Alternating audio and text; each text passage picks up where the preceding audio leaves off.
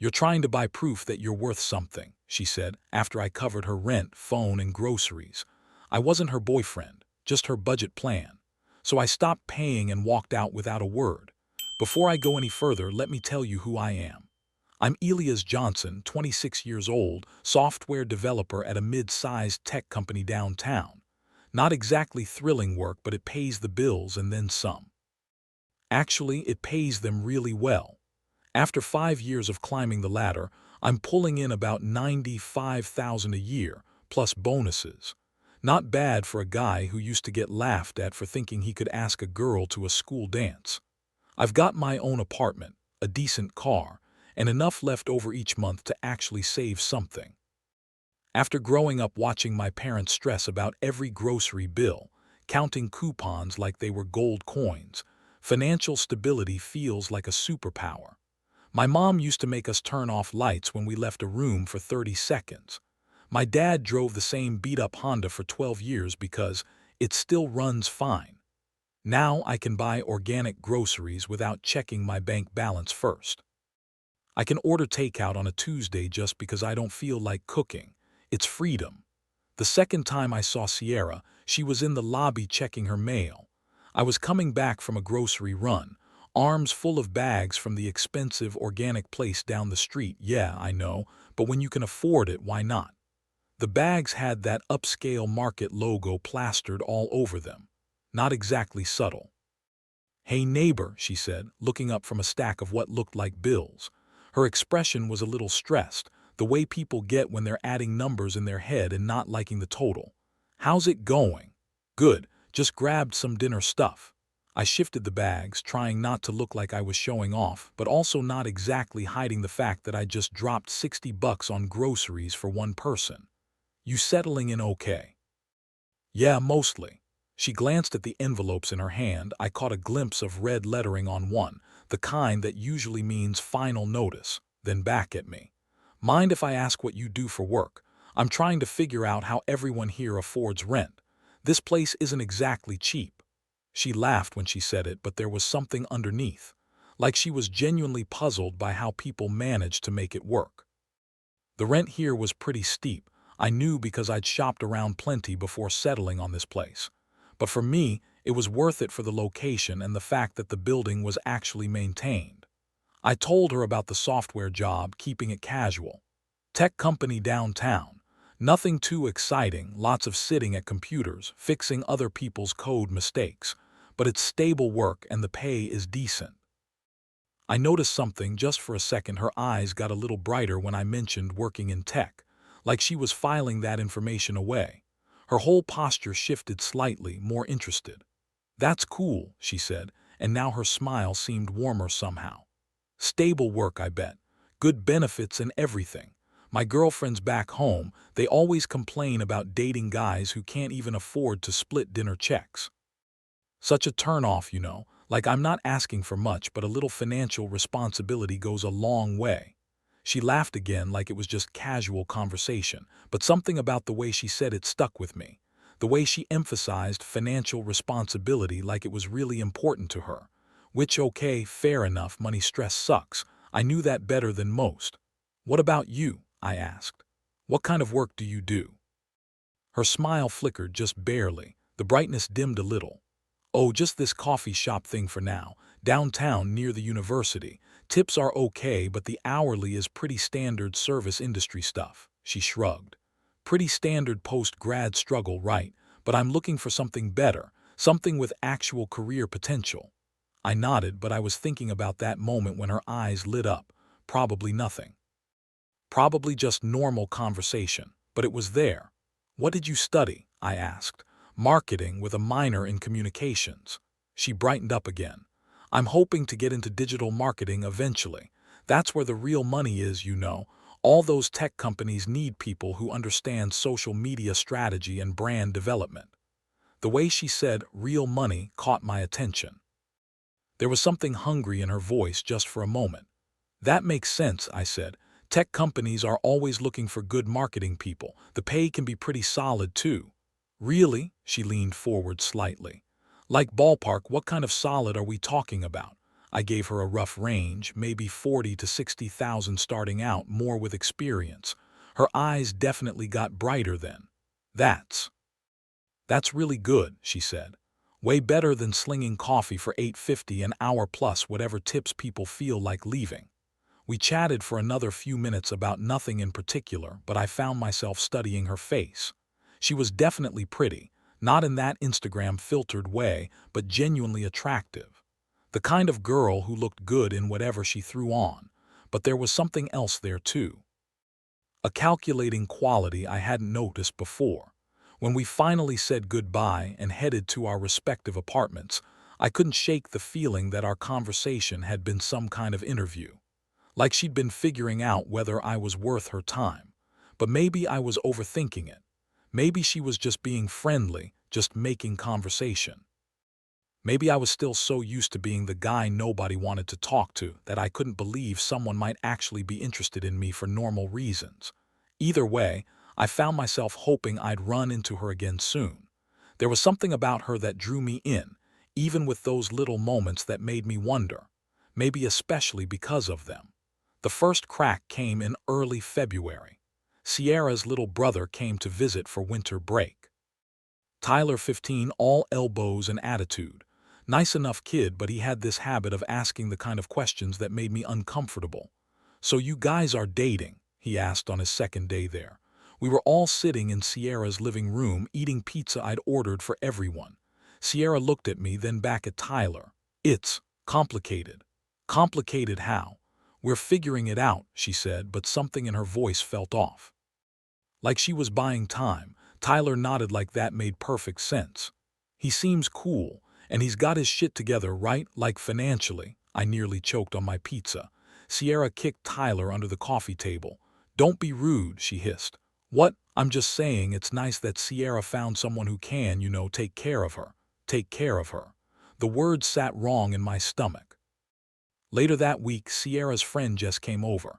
I'd met her a few times, loud, confident, the kind of girl who said exactly what she was thinking. They were getting ready to go out, and I was helping Tyler with some homework at the kitchen table. "Girl, you are set," I heard Jess say from Sierra's bedroom. "Rich boyfriend who spoils you, living the dream." Rich boyfriend, that stopped me cold. "He's not rich," Sierra laughed. "He just helps out sometimes. Honey, he bought you those expensive headphones, covers half your expenses, takes you out every weekend. That's boyfriend behavior, rich boyfriend behavior." I couldn't hear Sierra's response, but Tyler looked up from his math worksheet and raised an eyebrow at me. "You okay, man? You look weird." "Fine," I mumbled, "just tired." But I wasn't fine. Because suddenly, things started making sense in ways I didn't want them to. The way Sierra always let me pay for dinner but never offered to split it. How she'd mention needing something, makeup, groceries, whatever, and I'd pick it up while I was out anyway. How she'd text me when her phone bill was due, or when her car needed gas, always with some excuse about being short this week. I told myself I was overthinking it. That's what people do when they care about each other, right? They help out. They take care of each other. But then came the night that changed everything. It was a Saturday in March. Sierra wanted to go to the annual spring festival downtown, live music, food trucks, the whole deal. I just paid rent for both of us like always, and covered her phone bill after she'd mentioned it was overdue like always. I had $66 left in my checking account until payday on Tuesday. "Come on," Sierra said, pulling on my arm as we stood outside the festival gates. "It's once a year. Don't kill the vibe just 'cause of money." I tried to explain it gently. "Babe, I just covered your rent advance and the phone thing.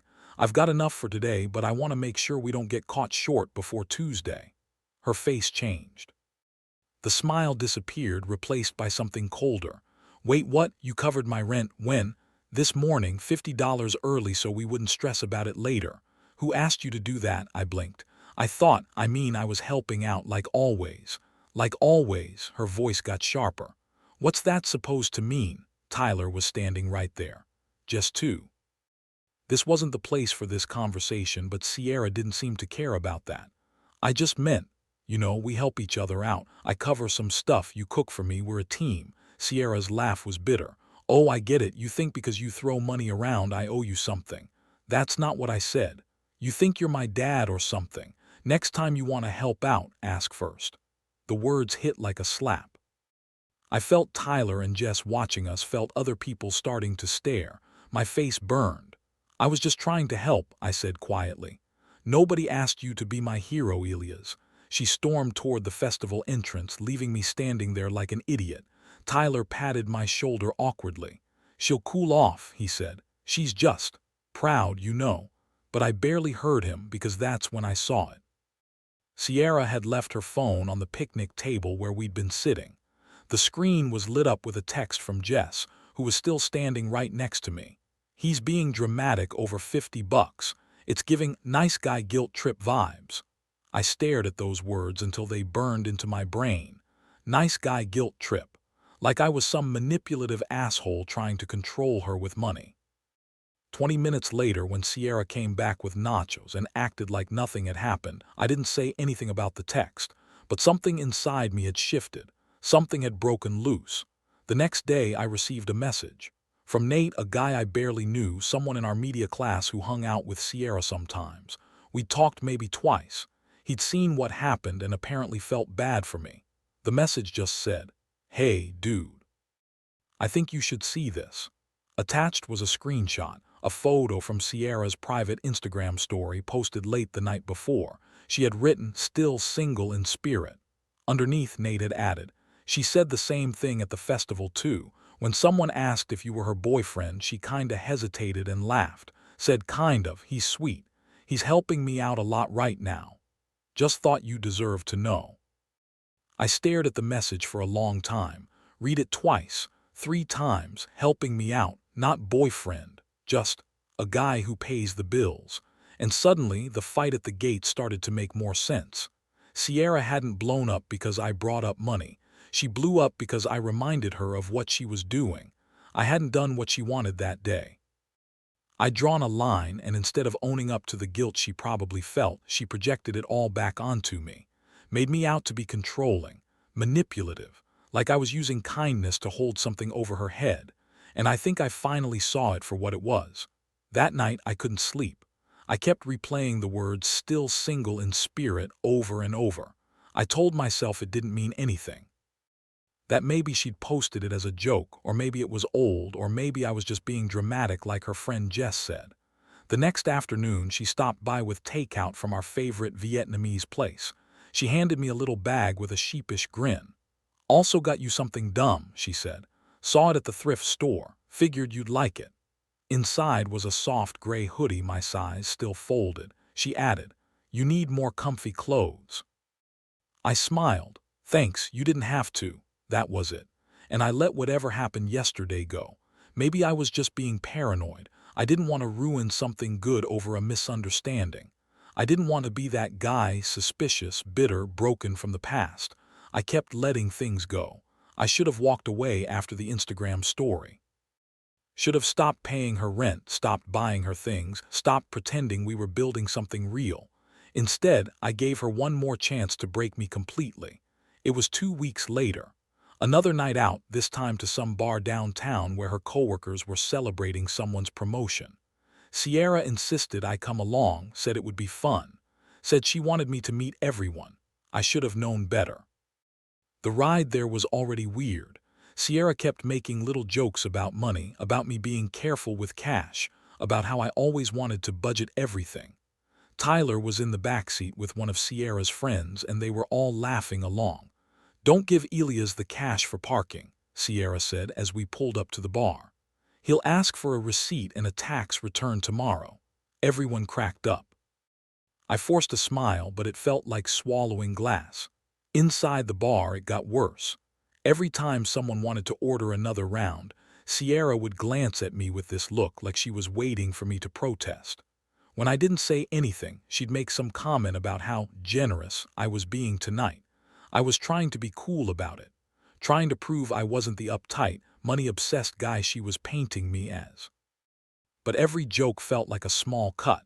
Then came the moment that destroyed me. We were at a table near the back, and I was looking at the menu, trying to figure out what I could afford without going completely broke before payday. Sierra was watching me, and I could see that familiar irritation building in her face.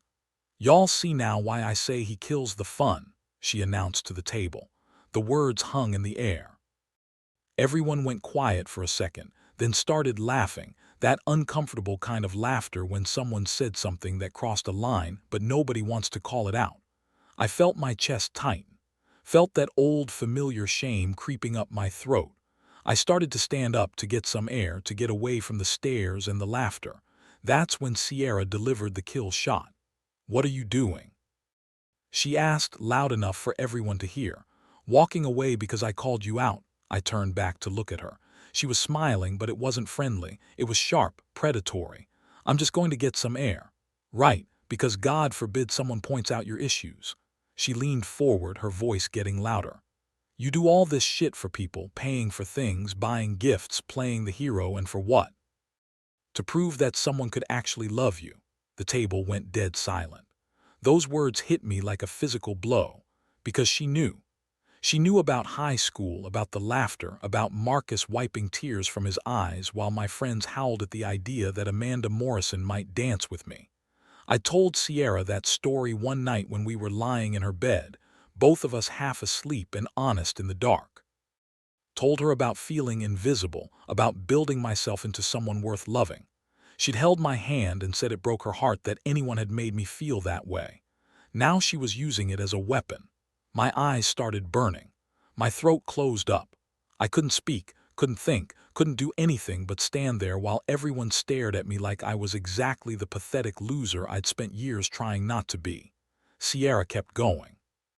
"That's what this is, right? All the money, all the gifts. You're trying to buy proof that you're worth something." I should have said something. Should have defended myself or called her out or told her to go to hell. But at least for the first time I didn't freeze. I looked straight at her. No yelling, no sarcasm, just one sentence. "Thanks for finally showing me who I am in your eyes." Her face shifted, just a flicker. Not guilt. Not regret, just surprise, like she hadn't expected me to speak at all. Then I turned around and walked out of the bar. I sat in my car for 20 minutes before she came outside. "Elias, come on, I was just joking around." I didn't look at her, couldn't. "You used my worst memory against me," I said quietly, "in front of strangers. I didn't mean it like that. You knew exactly what you were doing." She got in the passenger seat and we drove home in silence. When we got back to our building, I walked straight to my apartment without saying goodnight. The next day, I called in sick to work and spent the whole day in bed, staring at the ceiling. My roommate Mark came home around 6 and found me still lying there. "Dude, what's wrong with you? You look like hell." I told him everything. The rent payments, the gifts, the Instagram story, the bar, all of it. Mark listened without interrupting. When I finished, he sat quiet for a long time. "Man," he finally said, "you're in love with someone who thinks you're a bank account." "She's not." "She is, though. Think about it. When's the last time she did something for you that cost her anything? Time, money, effort." I tried to remember. Came up empty. "She cooks for me sometimes. With groceries you bought, we spend time together.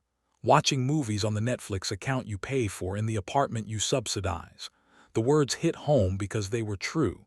For 6 months, I'd been pouring myself into Sierra, my money, my time, my heart, and getting back just enough attention to keep me hooked. "She doesn't love you, man," Mark said gently. "She loves what you do for her. And that's not the same thing." For the first time since the bar, I didn't try to defend her. I didn't make some big dramatic exit. Didn't leave a note or demand an apology or try to make Sierra understand what she'd done to me. I just stopped. Stopped paying her rent. Stopped buying her things. Stopped answering her texts right away. Stopped being available every time she needed something. For 3 days, nothing happened. No calls, no knocks on my door, no "Hey, are we okay?" messages. Sierra went about her life like I'd never been part of it. On the 4th day, I got a text. "Hey, Patterson says my unemployment assistance got denied this month. Do you know anything about that?" I stared at that message for a long time. She still didn't know I'd been paying her rent. Still thought it was some government program. Still had no idea how much of my life I'd rearranged around hers. I texted back. "No idea. Maybe call the office." That was it. No explanation, no confession, no final confrontation where I laid out everything I'd done for her and demanded gratitude. Because here's what I'd finally figured out. Sierra didn't owe me love just because I'd spent money on her. But I didn't owe her my heart just because she'd let me. A week later, I started packing.